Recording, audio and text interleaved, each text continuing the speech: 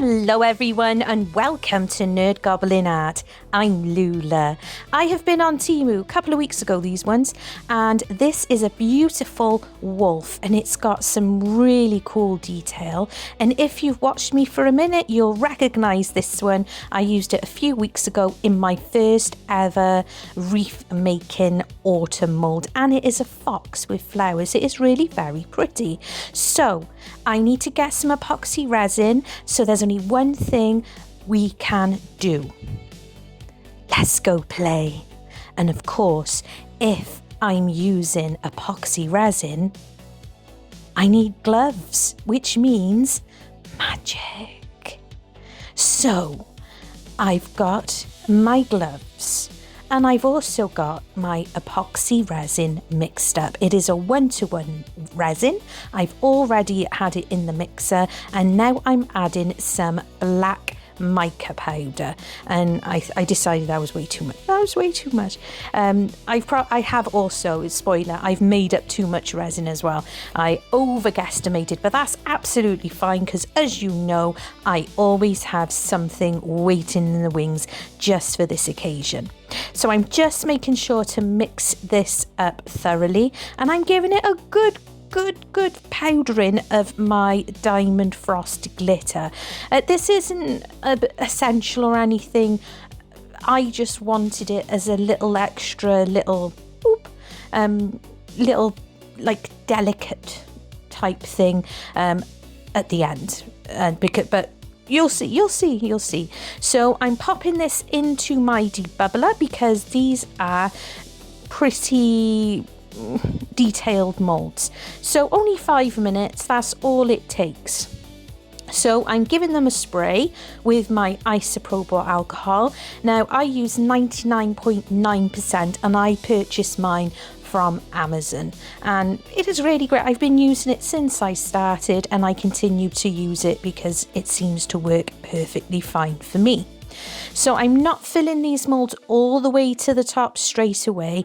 I want to have the opportunity to give them a little tap, a little bash and a little wiggle, just to encourage bubbles from that detail for them to come up to the surface. I don't want them, it's not terrible if they do have any micro bubbles in them, but I don't want too much because I really want these to be as well formed as possible. So like I said, giving it a little wiggle and a little, it's gentle lifting up and tapping down, and it is very doable. And of course you can use heat gun and you can also use your isopropyl alcohol again, because we're not burnishing any colors into these molds on this occasion. That's where I could spray it beforehand and after. And I just want to remind people, where possible, make sure you're wearing the correct PPE. I do voiceovers because I have a mask on, and of course I'm wearing my nitrile gloves, and I've also got an apron on to protect my clothing because practically everything I own now has either resin or paint or something. Even glue. There we go. So as you can see, I'm using my heat gun and I'm just making sure to give it a nice go around all over, and then I can continue filling up the mold.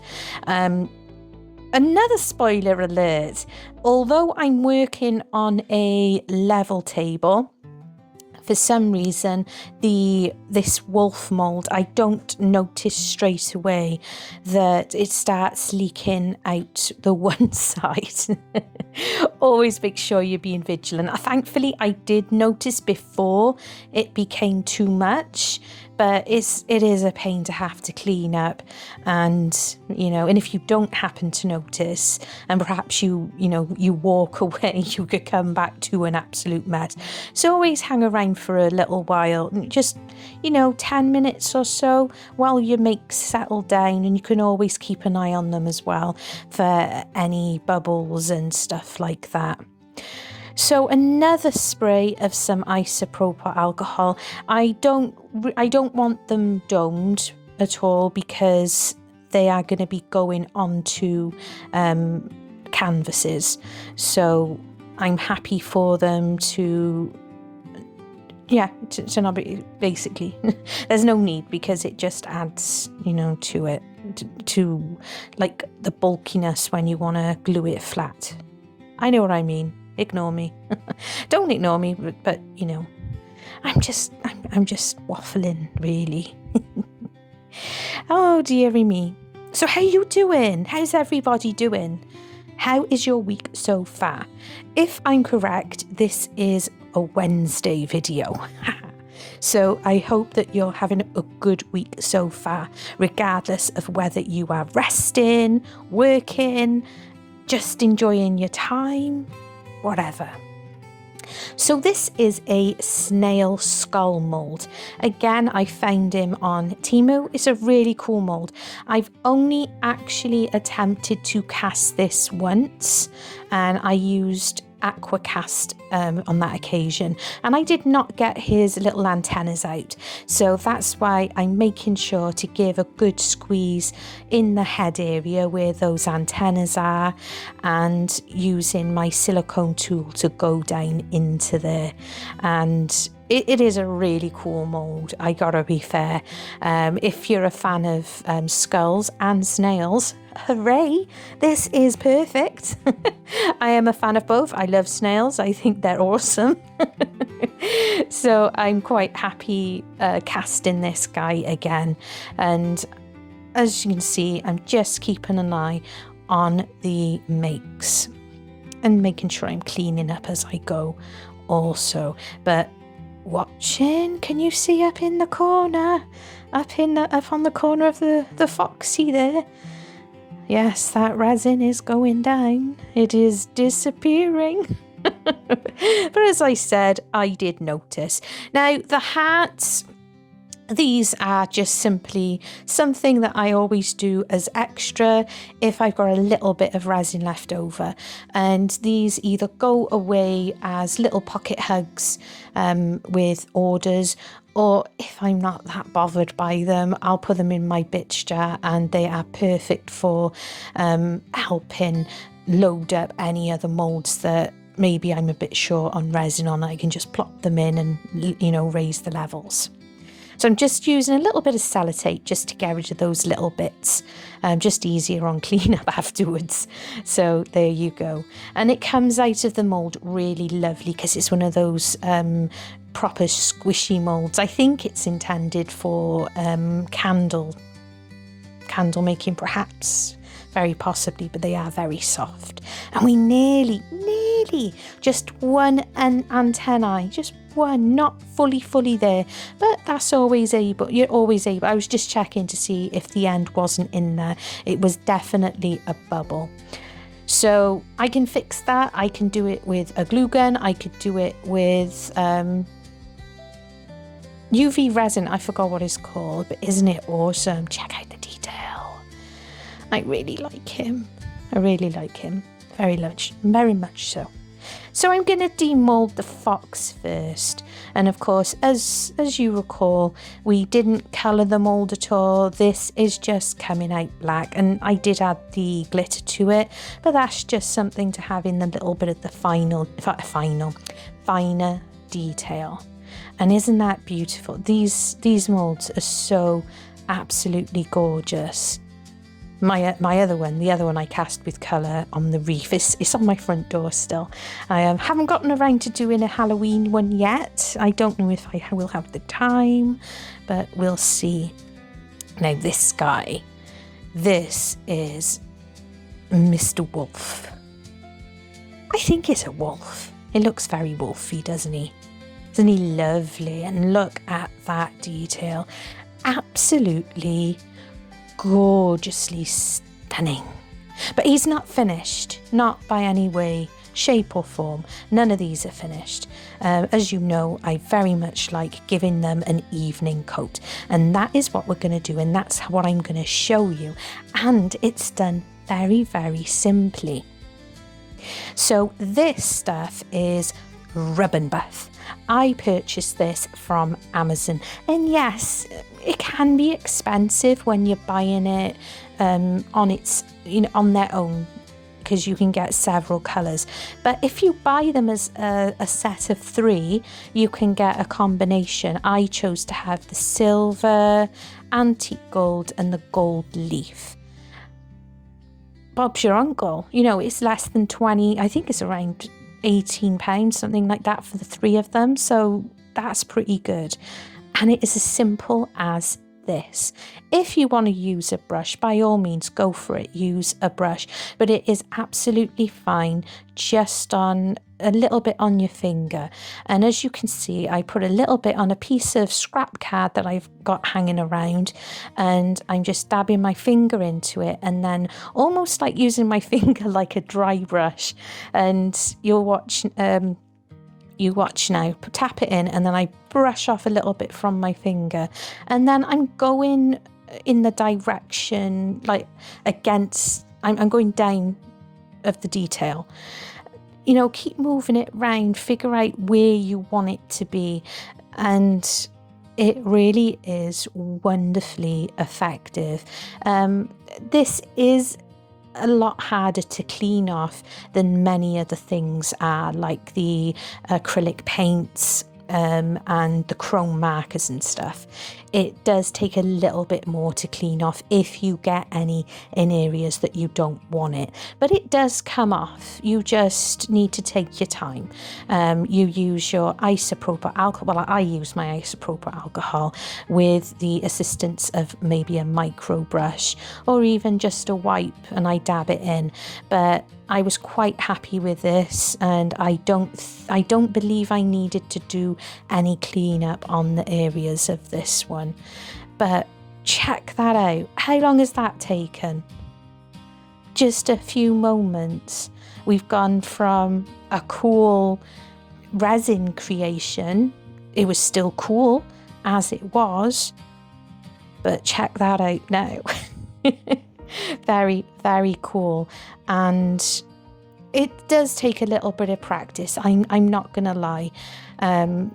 You do have to be mindful of the pressure of your of either your finger or brush if you're using a brush, and you also have to be mindful of how much you have.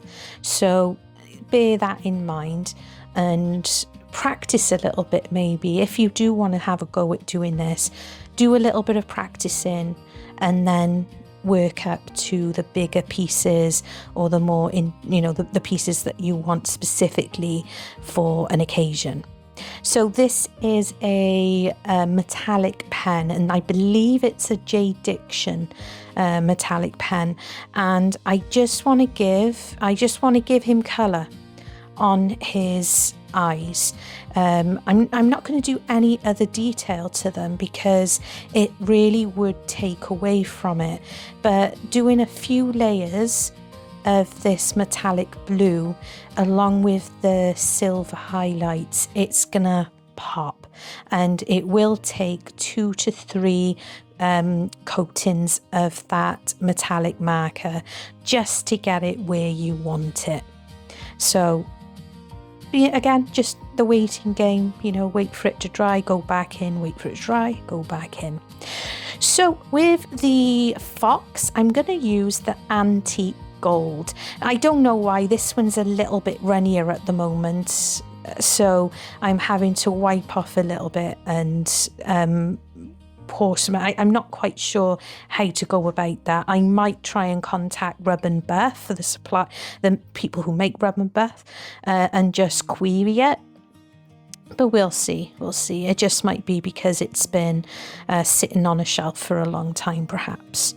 So with the Fox, once again, just like with the Wolf, I'm just going very gently and going on the very tips of the detail.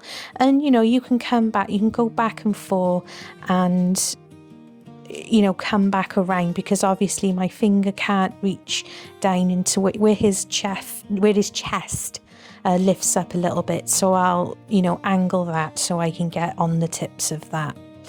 The flowers on this, they're really, really lovely, and because there are some detail within the middle of the flowers as well, can always either get a micro brush or a small brush just to get in there, or if the tips of your fingers are small enough, you can always get a little bit of that rub and buff there and just tap it into the middle to give that a bit more of interest. And, you know, there are different colours available, and there are different, you know, gilding waxes and such. I have been looking, but my local hobby craft shop only carries gold and silver in Peebo. They don't offer any other colours, which is a bit frustrating. I've been looking on Amazon, but they seem quite expensive. So I'm going to look in a few other places, a few more websites that are UK based. I've been recommended a few other places, but they are unfortunately states, and the prices are a bit too much to get to me. But I would have loved this in perhaps a purple, or doing it the gold, but then put in like purple and a few different colours on the actual flowers, just for a try. But I really love how this has turned out regardless. And it wipes off really well if you are using a finger. Obviously, I do use barrier cream as well. I always put some barrier cream on my hands, whether I'm wearing gloves or not, just for myself, because I do have a little bit of a, you know, touch dermatitis. So I do use the barrier creams, which is really useful when you're doing stuff like this, when you are hands-on into your crafts. I was just trying to give a little bit of a green colour into the fox's eye, but it's so far back you can't really see it. So I'm going to leave these, well, I'm going to give this one another coating. And I'm so in love with this. It's so, I don't know, it makes me almost like Celtic, Viking. It gives me those kind of vibes, which is really, really cool. And this is something I'm going to be giving my son, because he loves the like Viking and Celtic stuff. So these are Sugarcraft moulds, and they're basically frame edges. And because I've shown many times creating things with these Sugarcraft moulds using the UV resin, I didn't feel the need to show you the whole processes. So I do it in about 2 layers of the UV resin, and as you can see there, I'm just putting them under the lamp, and they'll have about 5 minutes. And then once they're done, I'll take them out, barely touching them. You'll see now I barely touch them, and put them straight back under the lamp where we couldn't get that light source, because, you know, the UV can't reach through the colour of the actual moulds. And this is what I do with the Sugarcraft moulds. Very simply done, it really, really is, and it just saves me some time. You can do these things with glue guns, but it's a bit more of a messier job. I do think you know, you got a lot more cleanup to do, and you can cast them using your epoxy resins, and you can use clay and stuff like that. But I was wanting to do this in a bit more of quicker time. I didn't want to have to wait and such. And that was the other one I used for those leafy little detailed ones. I did this one as well, which is one of the bigger parts of the frame, but it is too big for what I want to use today. But it's going to be put aside. Whatever I don't use always gets put aside, and I might use it again. And I want these to all be black, so I simply painted them with some acrylic black paint. Easy as well, just to spray them black. They paint really well, actually. Anything that I've ever made using the UV resin, they've always painted incredibly well. And like I said, that's just student grade Sennelier Abstract Mars Black. Allowed it to dry. And as you can see here, I'm just putting them in place. They don't completely fit this frame. Now this, I say frame, this canvas, this is an 8x8 canvas board, and I've been into my paper supply. I got a big pile of all sorts of scrap papers and stuff like that I find at places like there's a shop in Cardiff. It's a Remake craft shop. I know there's a few of these places popping up in different places around the UK, and I think there might be some. I'm positive people have said that there's some in the States as well, or in other parts of the country. So it is a lovely off creamish, and it looks like little details in. You'll probably be able to see it when I do more of the close-up. So I'm just using my glue gun just to put these framed parts in place to give it the impression of a frame. I wasn't quite sure how to tackle it because, as I said, the frame parts don't quite fit. So I decided to use these, I'd say they're feathers, I wouldn't say they're leaves. So I'm putting these into the corners. And what I'll do is I do need to trim these longer ones down so they fit nicely. I don't film it because I have to take the cutout side. I used my Dremel to slice them down. And now what I'm doing is I'm using my glue gun to basically act as a filler. And it just takes two layers, that's the word. It only takes two layers, blah, blah, blah, blah. It only takes 2 layers of the glue gun to accomplish this. And all I'm doing is filling in the gaps. If you can do this by now, I don't like waiting with and the glue gun takes like less than 10 minutes to dry and cool down. So that's cool. Building it all up using the glue gun just to fill in those little areas. And of course you can still use a craft knife and scissors, anything of the sort, to knock back anything that doesn't quite work for you. And it's that simple. And of course you do get your glue gun webs, as I like to call them, but just let it cool down completely. Don't do what I do and get annoyed straight away and start trying to pull them off, because then you can end up pulling a fair amount of the glue away, and then you're back to square one a little bit. So bear that in mind. And I am finally learning to be a little bit more patient and see to those glue gun strings once the project is done. So given this chance to cool down, and as it does go usually a white color when it is, then it is completely dry, and I can just color those spaces in with black. Just go back in with some black. Now with the fox piece, that's another piece of scrappy paper that I had, and again it is, I can't remember the size, but this is glued on. I used Merge Purge on a canvas, but the difference with this one is this is more of a stretched canvas, so it's more boxed. I wasn't too sure because you can see a lot of the detail in the backing paper that I've put this fox on. I didn't want to go too crazy, so I was quite happy just to put that pretty little piece there on using the glue gun. I did have the super glue about as well, but I was having a few issues with some of the weights of some of the things on the, I don't know, but I decided on that instead.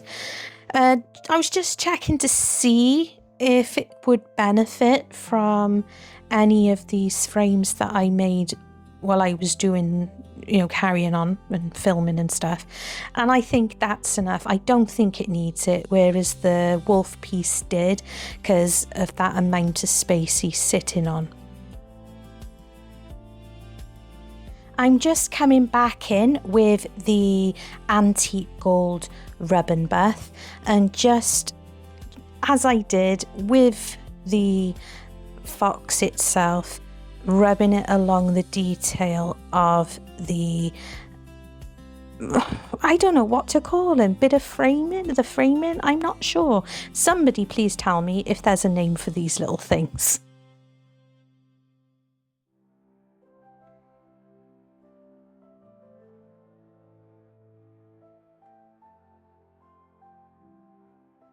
I do think that's all it needs. I think the piece really does, because it fills up that canvas space with the backing. I think that looks absolutely wonderful. So I'm really happy with this one. Now, this guy, it is, like I said, just a few little bits might have to pull off, can even pull off with fingers or use a craft knife. So I've painted those in and I'm coming back in with the silver. And once again, I'm doing exactly the same as I did with the wolf in the first instance, just popping on a little bit onto my cardboard, brushing it off, and then going along the detail. You can do as much or as little as this as you really want to, but what I love about it is it looks like those old photo frames, you know, those, and you go to the museum or at your nana's house, you know, where they used to have those big impressive frames, and because of years and years of them being up, you know, they look like the colorings like only on the edges because you can't get in there to the nooks and crannies to get them clean. So really loving this.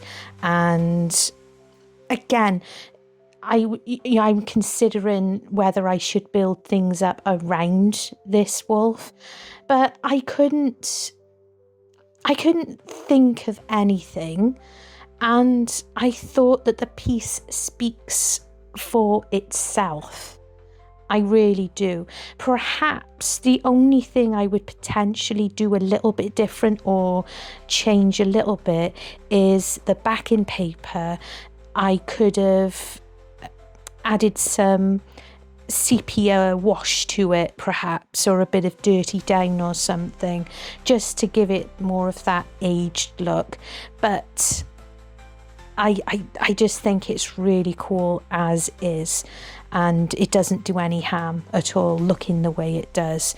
Less is more sometimes, and I want the piece to just speak for itself. Just running my fingers down the sides as well, just to give a bit more of an impression of depth and a little bit of age. So there we go. And I can leave that to have a few minutes. It doesn't take long at all.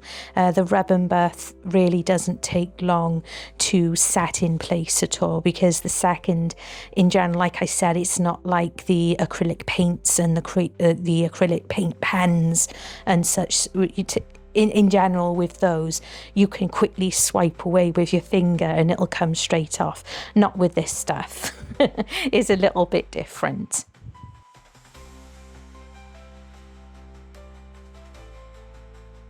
You may have noticed just off slightly by the wolf, I also gave the rub and buff treatment to Mr. Skelly Snail, and I also used my glue gun to build him up his missing antennae. It's not the same size, but I kind of like that. I love that, because sometimes, you know, when you look at a snail, they might have like caught them, and it's cute. I like it anyway. So I'm really pleased with these, and it was that simple. Again, just a little bit of practice and being aware of how much to use and how gentle to be, and you get an effect like this. So I really hope I've inspired you to give this a try. It doesn't take a lot. Just have fun. Love you, and stay weird.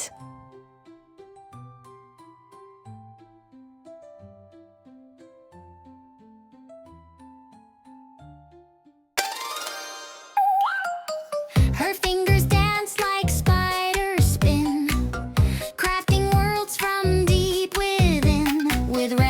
tips and